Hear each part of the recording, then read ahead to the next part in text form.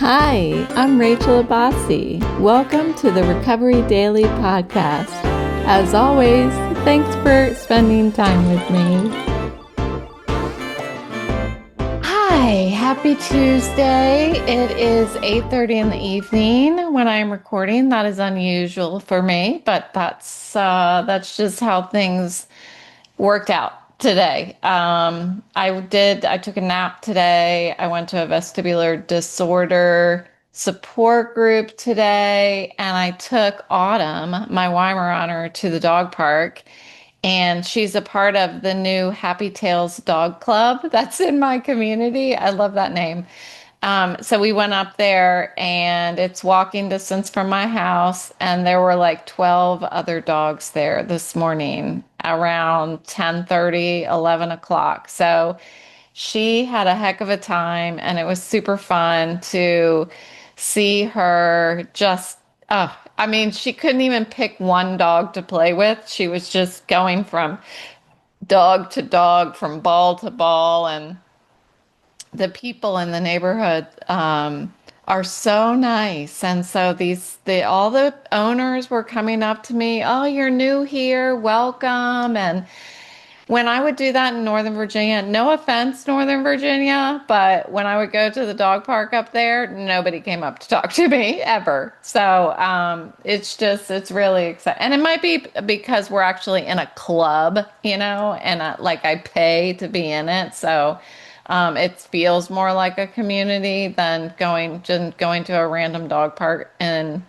Northern Virginia, but there's just a different feeling down here, and it constantly just gets better. I feel like I don't know if it's Southern hospitality. I'm not even that South, but it feels really good. So I had a really good day, and I wanted to share about the topic that came up this morning in my meetings. And what I was thinking about through the meetings is applying the program outside of the meetings, like practicing recovery in real life, sobriety in real life. And I'm not talking about how do we navigate through our lives without picking up a drink, but more than that, how do we navigate through our lives without picking up stuff, picking up the ick that's all over the place. There's ick all over the place and it just sticks to you.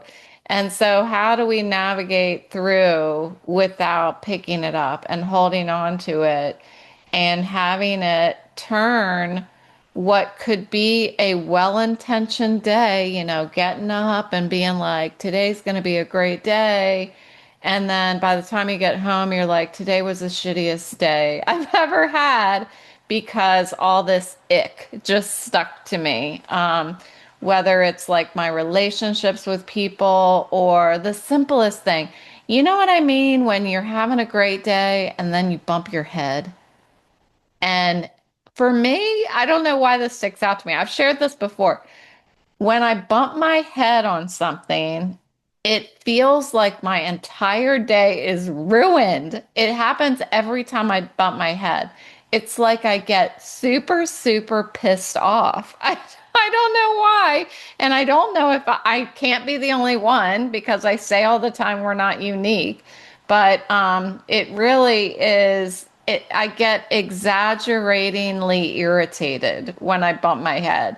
But it's just an example of how there can be just one thing in your day that really turns it around and makes it negative beyond whatever intentions you had going on. So, how does recovery meet the real world? And as you all know, I am medically retired due to my stroke. So, I don't interact with a lot of people anymore. And the people that I do interact with, especially in my new neighborhood, I haven't yet gotten to know people enough that anyone irritates me yet. But, and likely I won't interact with anybody that irritates me as much as people did when I was in my career. There, for me, like when I'm trying to get things done my way, 10 years ago, 20 years ago, when I was a full-time mother, career woman, driving 3 hours a day, a half an hour each way to work and back, dealing with daycare, dealing with a husband, and all of that stuff. It was really easy to get to go off the rails. And so I don't have all of that in my life right now, but I would like to share about what it was like.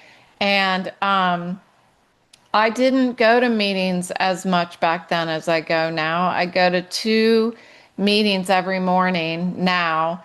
And sometimes I might skip the second meeting depending on, I don't know, what we're talking about, or if I'm just in a mood where I want to get going, I want to get some coffee and I want to take my dog, to the dog park or something like that. Sometimes I will miss my meetings, so I don't want to come across as if I do this perfect schedule and it never strays from exactly the way it is every day. That's not true.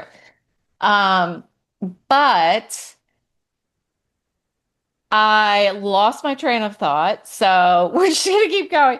But so I go to my morning meetings, and then what happens after that? Like when I was working, I was going to probably two meetings a week. I would say maybe three, Monday, Thursday, and Friday.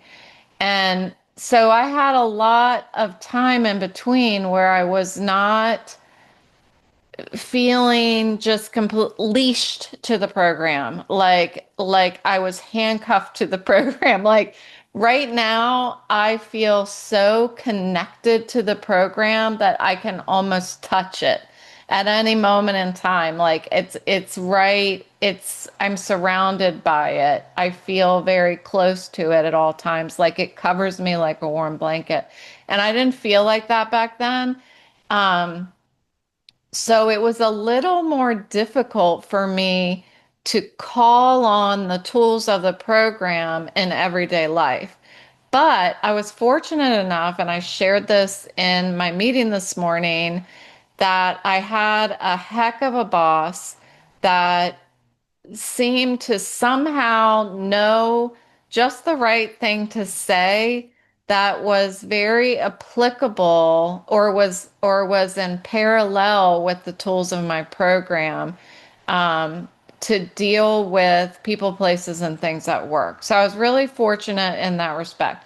So when I shared that this morning, I felt like I was saying, sorry, people, I had the best boss on the planet, but after that, people had the audacity to say that their boss was the best on the planet. But no, I really did enjoy him, and yeah, he pissed me off too. Everybody pissed me off. Everybody pisses me off at some point. But I have the tools of the program to not react to that and to figure out where to put that. I have things like the God box that I talk about. I have prayer, meditation, breathing, exercise. I have my crafts, which, as we know from yesterday, I have too many of them. I need to cut back on it. Side note, I just finished my crochet blanket that I didn't even talk about yesterday. I posted it on Facebook if any of you are interested in looking at it. It even has ruffles on the side here, but it's super cozy. I just need to wash it. And it's going to be my blanket for my morning meeting, so I'm pretty excited about that. But I use my crafts and such to help process things. It gives me something to do while I'm processing what I'm going to do about a situation. back at in work, I didn't have that, but I began having some tools that I really had to practice certain things, like practice different things that would help me in certain situations. So, for example, when I would drive to work, this hour and a half into work, I would get so wrapped up in my head about everything under the planet that was wrong, everything that I needed to control that I couldn't control, but I wasn't aware of that back then. And what was I going to do about it? How was it going to fix these problems? And I realized by the time I got to work, I was number one, exhausted. And number two, I had a full head. Like there was no room for work at the time that I got there. So what I would do when I got into work, I was lucky enough to have my own office. So I would shut the door, get out a journal, and I would write everything that crossed my mind on the way to work. Everything. It didn't have to be written, like a professional writer or author or anything like that. I just wrote it all down like chicken scratch, everything that crossed my mind. And then I shut the book and I put the book away. And it made me feel like I was done. I was done with all of that stuff. And it separated my personal life from my work life. So once I got that all out of me and into that notebook, I could focus on work and only work. Um, and that was helpful because I had my own mess of things that started to build in between my ears at work too. Things like being convinced that other people, my coworkers, were blocking me from being successful or being resentful towards somebody and feeling justified in that. You know, I had I had an attitude problem, I had an ego problem, and I needed to learn how to practice humility. I needed to learn how to be honest with myself about my own motives and how I felt about the other people around me. Um, my boss taught me that we need to assume that everybody is well intentioned. And of course my reaction was like, well, yeah, we assume that they're well intentioned until you find out that they're not. No, they are well intentioned, and it was my job to truly believe that, to believe that people are well intentioned. And one thing that my program taught me is that everybody has their own story. Everybody is sick in some way. Everybody's behavior is a result of their own experiences. Everybody was a little girl or a little boy at one time in their life and lived their own experiences that brought them to where they are today. And why that was important for me is because my program also taught me to pray for people that I was pissed off at. And the way that what made it easier for me to pray for people was to think about the fact that they used to be a little boy or a little girl too at one point in their lives. And they deserve the same grace that I was given throughout my life, um, learning, making mistakes and learning the things that I needed to learn. And so, with that kind of inventory, um, self inventory, and honesty and humility, after a couple years of practicing that, I realized that it wasn't my environment that I needed to fix. It was my own attitude. It was my own tolerance, my confidence, and my acceptance. And when I kept practicing these things, honesty, inventory, and humility, that's what happened. My attitude shifted, my tolerance grew, my confidence stabilized. I mean, it did. The confidence probably was the last to come, but my acceptance of everybody as who they are, as they are, deepened. Um, it wasn't like that magically changed everything and that the things that pissed me off no longer pissed me off. But what it did do is it granted me moments of peace when before I was trying to control. And there's nothing worse than trying to control something that you can't control. That's a lot of what my program is about, is recognizing what I can control and what I can't, and gaining that wisdom. And that's what I needed to learn at work is that wisdom to understand what I can control and what I can't control. And unfortunately, there was a lot more that I couldn't control than what I could. But what the good news is that the that which is within my fingertips, inside my fingertips that I can control, changes everything, changes my perspective on everything in my environment. That one thing that I can control changes my perspective on all the things I can't control. I started to think about the common welfare, just like we do in the program for sobriety.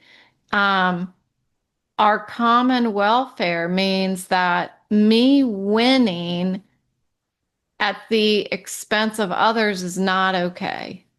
I need to let go of ego, my need to run the show. That was one of the reasons why I wanted to continue to be promoted, was because I had a need to be in control. I wanted to be able to make decisions.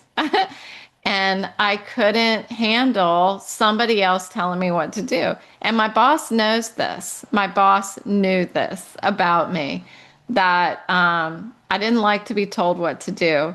I mean, who does? Well, some people do. Some people don't want to be the decision maker. I wanted to be the decision maker.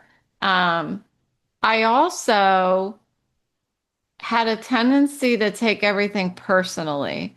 So if somebody was telling me what to do, I felt like um, underneath them telling me what to do, they were judging me and telling me how inadequate I am, you know?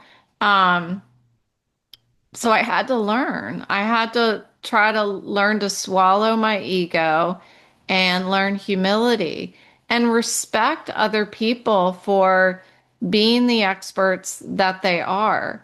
Um, I didn't respect other people's expertise because I wasn't confident in my own expertise. That was one of the reasons why I was so terrified to do public speaking. And I learned as I continued to practice public speaking, I learned that I was the expert. And that's why I was asked to public speak, because I was the expert on the matter. But I think that I felt so much like I was being judged, like people were going to see through it, that I really wasn't the expert. It was just all insecurity. And that insecurity led me to do to other people exactly what I was afraid they were doing to me. But when I started to focus on unity, um, internally, it it began to spread externally. And I could tell the effect that I was having on other people just by changing what was going on between my ears. I started to have people come to me, can I talk to you can I shut the door? Can we talk? And I had people come and confide in me and they wanted my opinion about things. And that happened only after I changed, uh, in between my ears. When I changed internally, when I began to, I, this is kind of funny. One thing that I did it started out as an experiment and then it became who I was at work. Okay. I don't know. I feel like I've talked about this before, but maybe not. What I decided was my boss used to tell me that I came across as a bitch. Okay.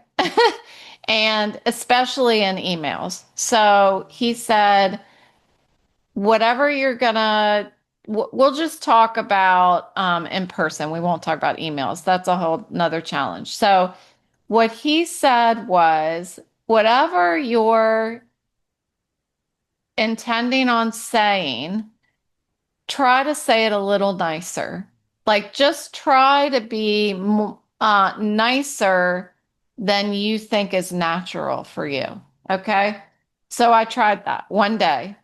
I decided I'm gonna respond to people, how do I say it? A level higher in kindness and niceness, if you will, than what feels natural for me. So, like, if somebody comes into my office and they say, "Good morning, how are you doing?" What I would normally say is, "Oh, I'm doing good. How are you?" That's what I would say. Well, on this day, I decided I was going to say, "Good morning. I'm so happy to see you. I'm doing well. How are you?" That's how I would, that was my experiment. And it was from that day forward that my relationship with people at work changed. And I mean, I'm telling you, it was so obvious to me.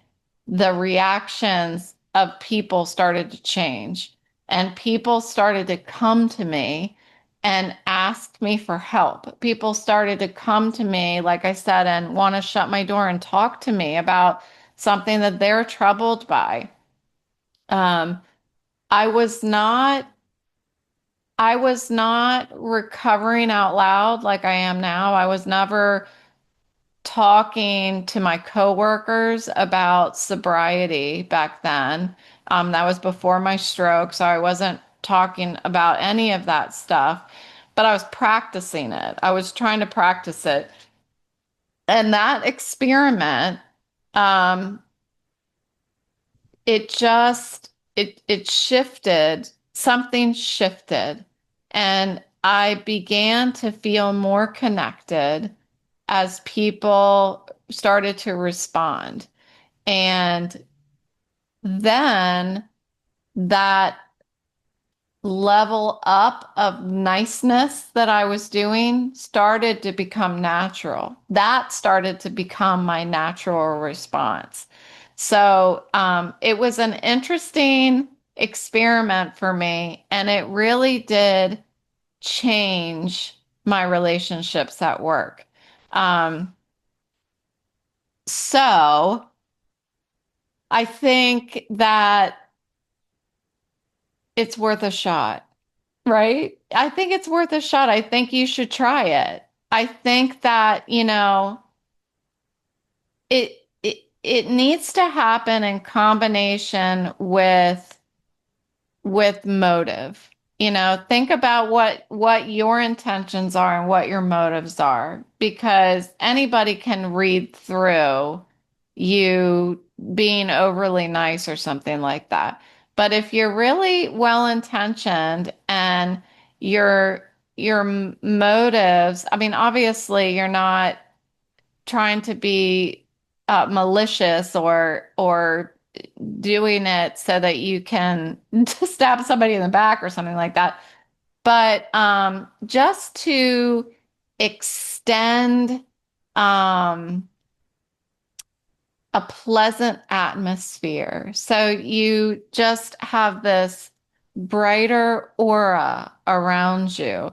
Like, then incorporate just a little bit kinder language and a little bit more inflection in your voice. That's it.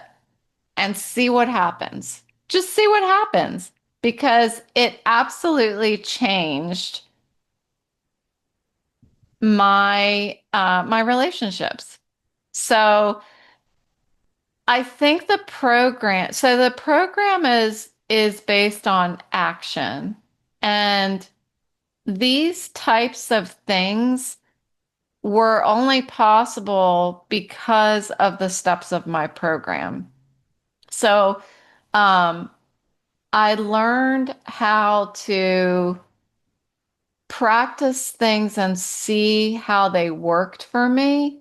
You know, I practiced things like standing up for myself. I practiced things like being honest, and realizing that maybe I don't need to be that honest, you know, that kind of thing. I practiced leading a meeting. I was the marketing director, so leading a meeting and talking about a project and having, posing the question, what do you all think the answer is to whatever problem we were dealing with? And they would all give an answer, and it was pretty common that I would disagree. I would be the only one who disagreed with the entire department. But I practiced saying, you know, let's go with what you guys think instead of me. And it didn't feel good when I chose to do something that was not what I wanted to do. It was what everybody else thought we should do. But I practiced doing it. Um, my job was not to manage other people. Even the people outside of my group, I tried to manage them. And that's not what my job was. My job was to help people shine brighter, to help people be better versions of themselves. And the more sober I got, the more I wanted other people to experience what I was experiencing. You know, I wanted to share the grace that I was given. I wanted to share the tools that I was given. And if nothing else, I wanted to be a little kinder because I could. Um, I had the energy to to use a little more inflection in my voice. How hard is that? But man, it makes an impact to shine your own light a little brighter and help other people. So anyway, so it was just a trip down memory lane for me. Hopefully you got something out of it. I feel like I lost my train of thought a few times there. That happens, and that might be because it is almost 9 o'clock at night. So maybe that's why I stopped recording in the evenings and doing it during the day. But it didn't work out for me today. So this is what you got. So thank you so much for listening, and I will see you next time with me.